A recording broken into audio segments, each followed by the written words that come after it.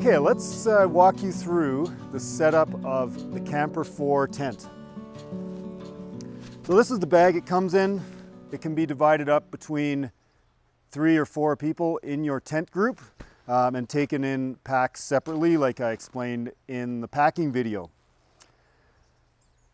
First thing you're going to worry about is where you put the tent. Where is it going to be set up? So looking for a durable surface to put it on.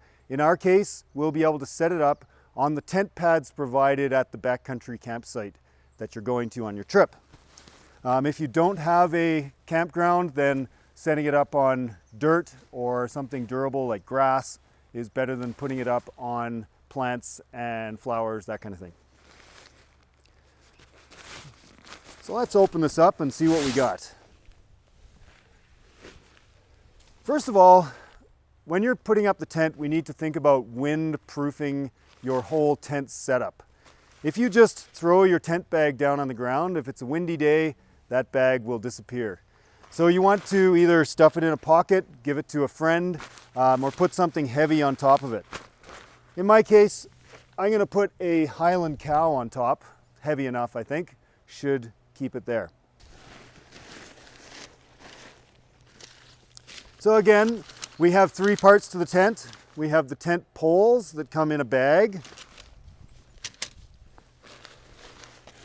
We have the tent fly, or the waterproof part of the tent, which is a darker blue color.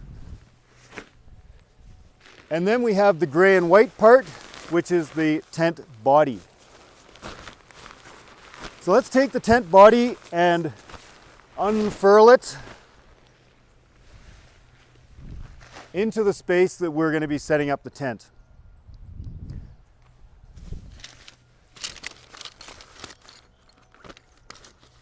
I'm also going to take out the poles and the pegs. Again, bag goes under the cow. If it is windy, it would be very smart to take a peg and put it into a corner of your tent on the windward side, so where the wind is coming from. So we'll just put one peg in, like so. That way, if a big gust comes along, you don't lose your entire tent, which would not be good.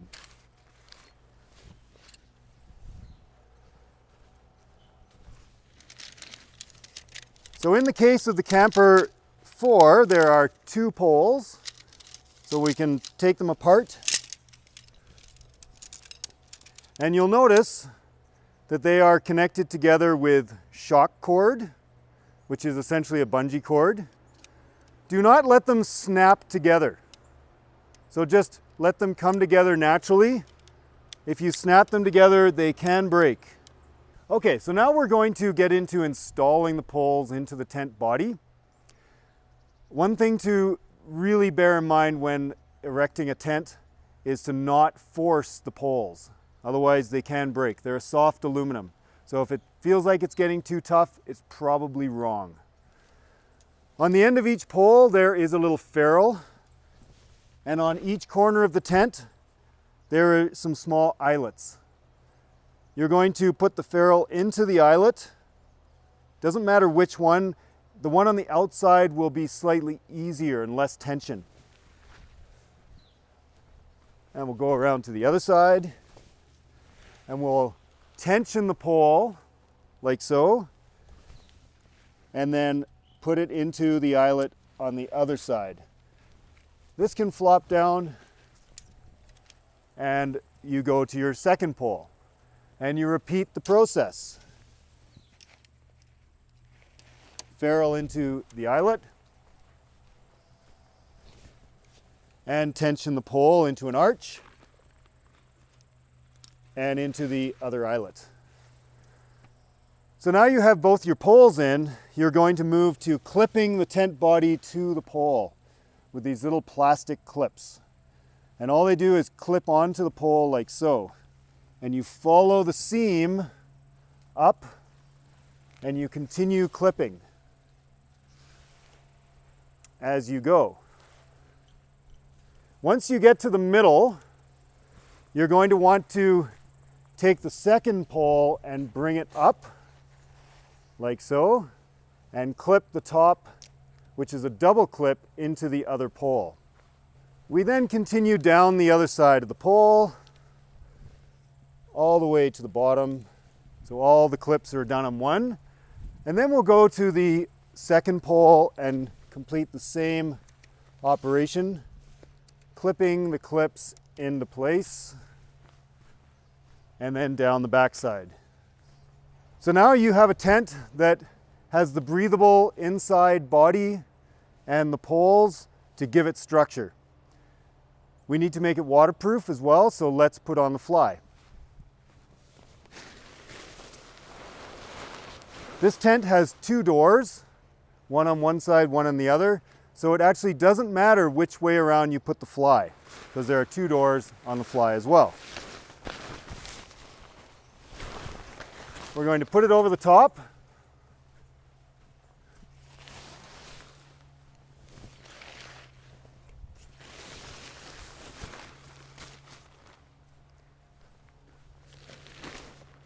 Make sure everything is centered.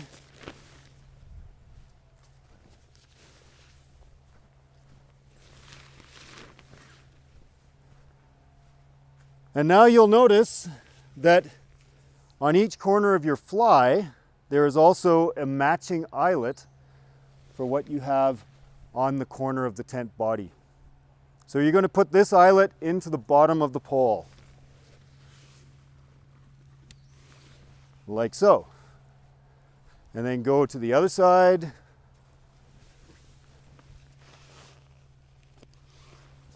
The first two, you'll feel very little tension, but once you get to the second two, you'll be pulling the tent to tighten it.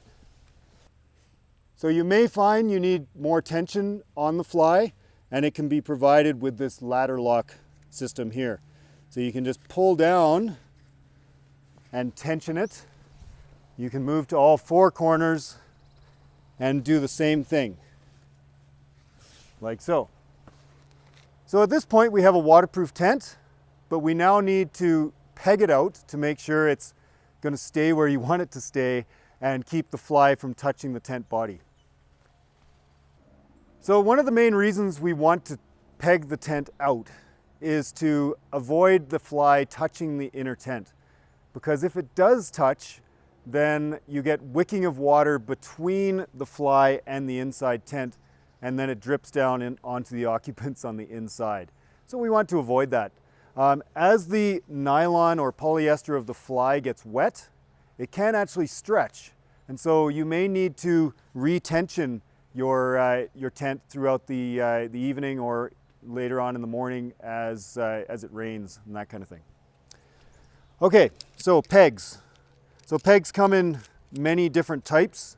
The typical peg looks like that, and many times they're bent. And they're bent because people try and force them into hard ground. So there is a technique to putting in pegs correctly and keeping them looking nice and straight, like this.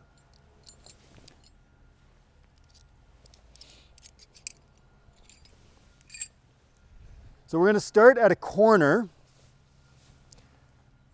and we're going to pull the tent out and then insert the peg at about a 45-degree angle, leaning back from the tent, with the hook going away from the tent.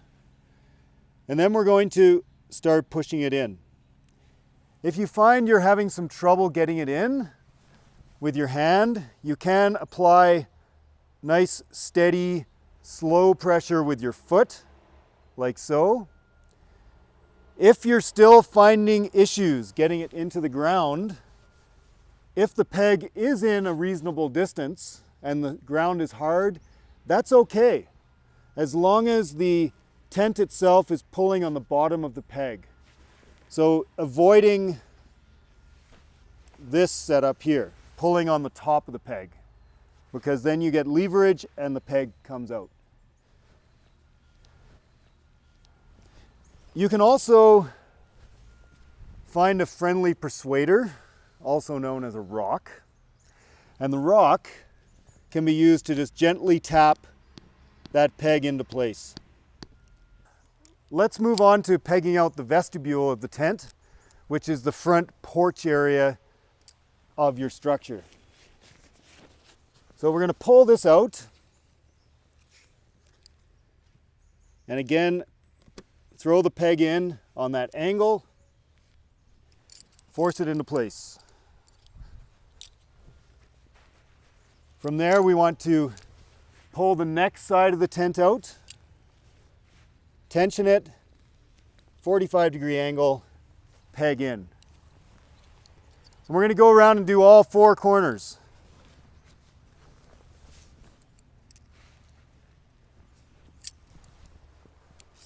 Again, pulling on the tent to make sure you tension it as you go, like so. We also need to do the back vestibule.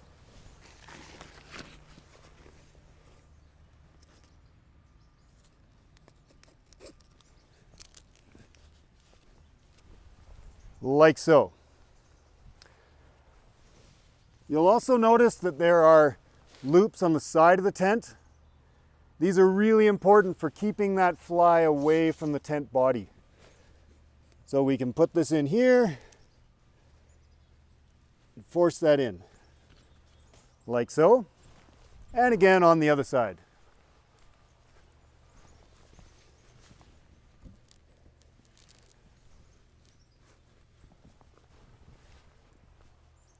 So when you're done, your tent should look like this. It's nice and tight throughout. There's no limp, kind of baggy parts to the fly. It looks like it's strong and is going to withstand the wind if it comes. The last thing you want to think about with your tent is ventilation.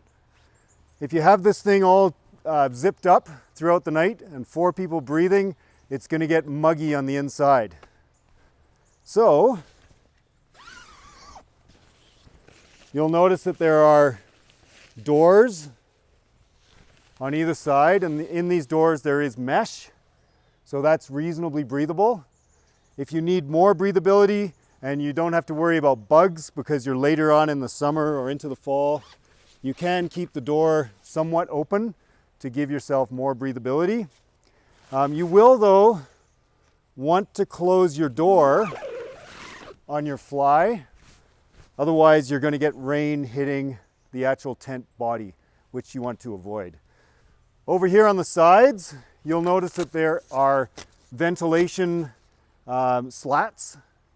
And the ventilation slats have a little stiffened piece of material with Velcro on it. If you put the Velcro into its mate there, it'll hold that vent open, thus creating a lot of ventilation on both sides of the tent.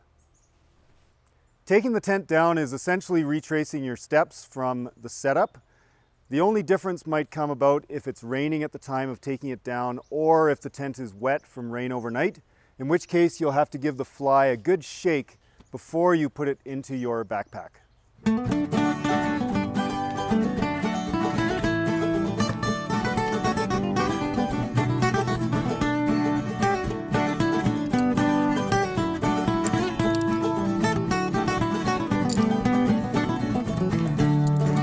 So when you're taking the pegs out, you may find that they will collect a bunch of dirt as you remove them.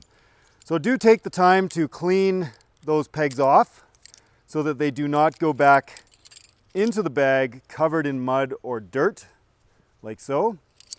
Also, make sure you scour the area for tent pegs and take all the tent pegs out that you put in, and maybe you'll find some extra ones and get lucky from other campers who came by before.